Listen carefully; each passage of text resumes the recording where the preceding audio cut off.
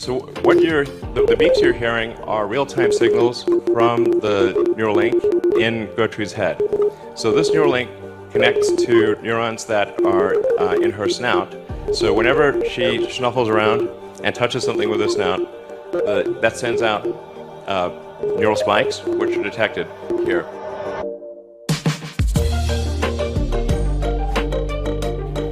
All right, welcome to the Neuralink product demo.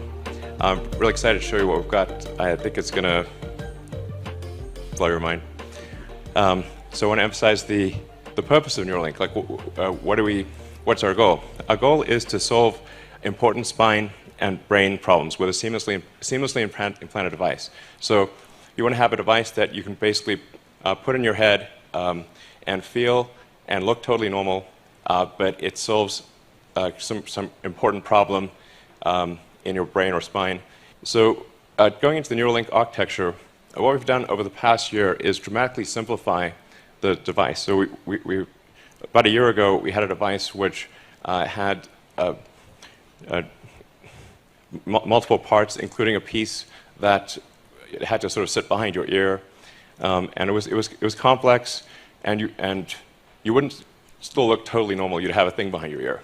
So we've simplified this to simply something that is about the size of a large coin, and it goes in your skull, replaces a piece of skull, and the wires then connect within a few centimeters or about an inch away from the device. And this is sort of what it looks like. So, yeah. This is our little device.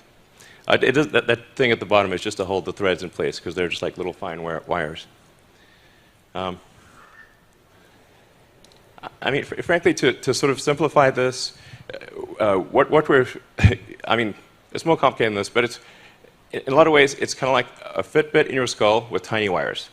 Our current prototype, version 0.9, has about 1,000 channels, so that's about 100 times better than the next best consumer device that's available. And it's a 23 millimeters by 8 millimeters. It actually fits quite nicely in your skull because your skull is about 10 millimeters thick. So it fits, it goes flush with your skull, it's invisible, and all you can see afterwards is that there's a tiny scar. And if it's under your hair, you can't see it at all. In fact, I could have a Neuralink right now, and you wouldn't know. Anyway, so it's also inductively charged. So it's charged in the same way that you charge a smartwatch or a phone. And so you can use it all day, charge it at night, and have full functionality. So you would really, it would be completely seamless, and yeah, no wires. In terms of getting a link, so that, you need to have the device, a great device, and you also need to have a great robot that puts in the electrodes and does the surgery. So you want the surgery to be as automated as possible, and the only way you can achieve the level of precision that's needed is with an advanced robot. The link procedure, the installation of a link, done in under an hour. So you can basically go in the morning and leave the hospital in the afternoon. And it can be done without general anesthesia. So this is our surgical robot.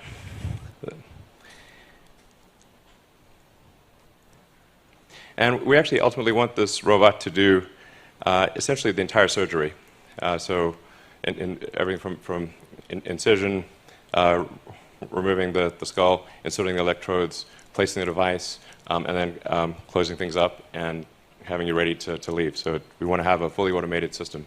So this shows you at sort of close-up view, which I think is actually not too gruesome, of the electrodes being inserted in the brain. And if you look closely, you'll see that it's a little counterintuitive that if the electrodes are inserted very carefully, that there is no bleeding. And so if you have very tiny electrodes, and if they're inserted very carefully, so that the robot actually images the brain and makes sure to avoid any veins or arteries so that the electrodes can be inserted with no noticeable damage. So you will have no noticeable neural damage in inserting the link.